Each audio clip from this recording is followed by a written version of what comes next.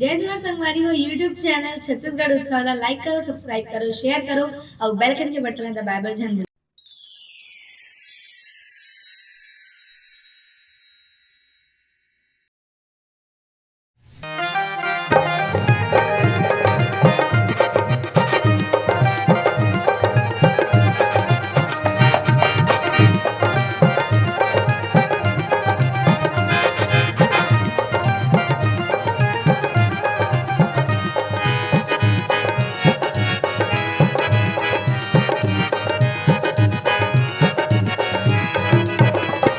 तुमन जानथो मैं कोनो मनो मन सुमन फूल चंदनी गोला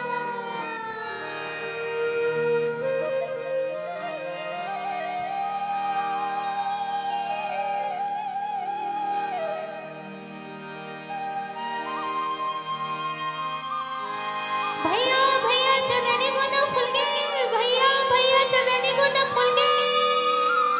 अरे का होगी नोनी का होगी अब्बड़ चिल्लात हस चंदनी गोला फूल गे भैया चंदनी गोंदा फूल की आओ कहाँ है? यहाँ दे अरे हो ये तो बड़ सुघर लगत है नोनी ऐसे लगत है जैसे पूरा भारत भर में महा जाए है ना आओ आ तो नोनी हंसमुख प्रश्न सिखलाते हंसमुख प्रश्न सिखलाते पल भर है जो हंस पाओ अपने उर के सौरभ से जग का आंगन भर जाओ जग का आंगन भर जाओ।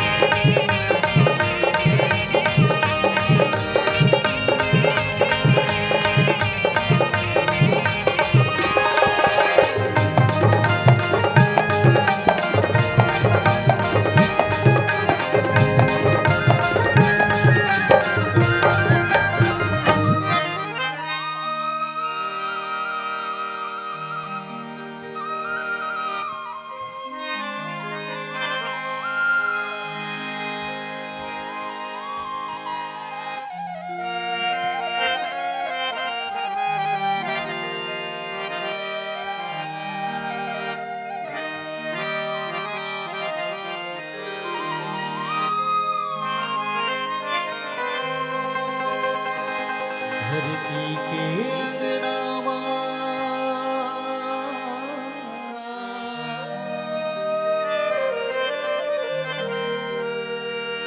चंदनी गोंदा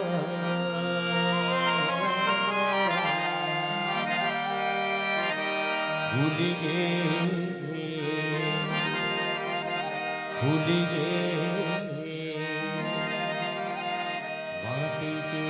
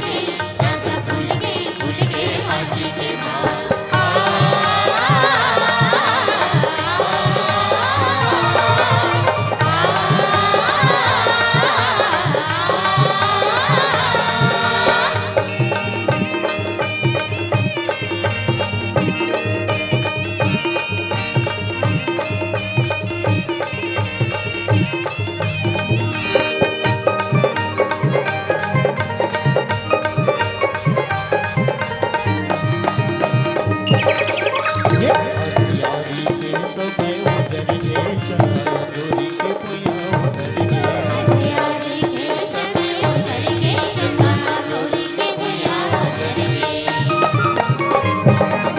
ये बाहर बाहर मोरे अगना बैठे राम सिया के कदमन बहके हर महर मोरे अंगना महके राम सिया के तन मन बहके कोई बिहार आशिक शान एक तो मुस्लिम भूल गए राजा भूल गए माटी तेरा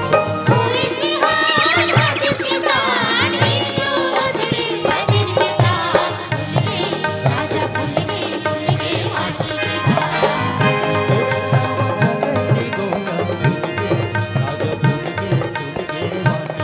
के नाम चंदनी गोला भूल गए राजा भूल गए माटी के